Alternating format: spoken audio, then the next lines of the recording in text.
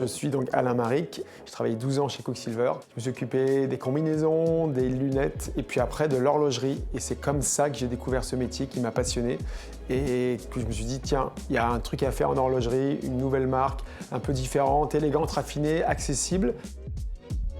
J'ai monté March Lab il y a maintenant 12 ans. Les montres sont sorties en 2011 exactement sur le marché. 3 boutiques à Paris, une boutique à Londres, un réseau de 80 points de vente en France, les grands magasins qui travaillent avec nous, enfin voilà, une belle période de vie. L'univers global, il est très honnête, très intime, c'est-à-dire que c'est moi ce que j'adore, les années 70. Cet univers, on l'a retranscrit dans nos boutiques. Et je pense que les gens comprennent quand ils rentrent aujourd'hui dans une boutique March Lab, quelle est la vision créative derrière et quel est l'univers. Alors notre démarche créative, elle est très importante et c'est la base en fait de notre marque. Nous sommes des créatifs. Je dis nous parce qu'on est 2 créatifs dans cette marque. Il y a un associé qui s'appelle Jérôme Mage, qui habite à Los Angeles, qui est français. Et ce monsieur, en fait, il a un coup de crayon qui est exceptionnel. C'est-à-dire quand il pense un produit, il le pense en 2D, mais il le pense surtout en 3D.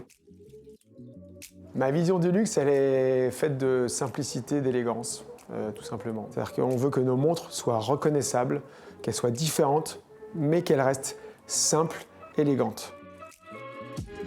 Cette année, on a fait déjà 2 éditions limitées pour célébrer les 10 ans, basées sur notre boîtier qui s'appelle AM2. On a fait une montre aussi qui s'appelle la Dandy Mansart, et là, on a fait intervenir une jeune designeuse qui s'appelle Diane Ducasse de la marque Dada. Et donc, elle nous a rhabillé un petit peu la montre avec des couleurs vraiment pop. En fait, la marque va évoluer et nous allons changer nos mouvements dans nos montres et passer à des mouvements suisses que nous allons faire assembler en France dans nos ateliers. Un de mes premiers métiers en fait avant d'entrer chez Quicksilver, c'était d'enseigner la voile et aujourd'hui de transmettre tout ce que je fais à des étudiants et de leur faire part de mes erreurs, de mes échecs, de mes succès. C'est vraiment quelque chose qui me tient à cœur.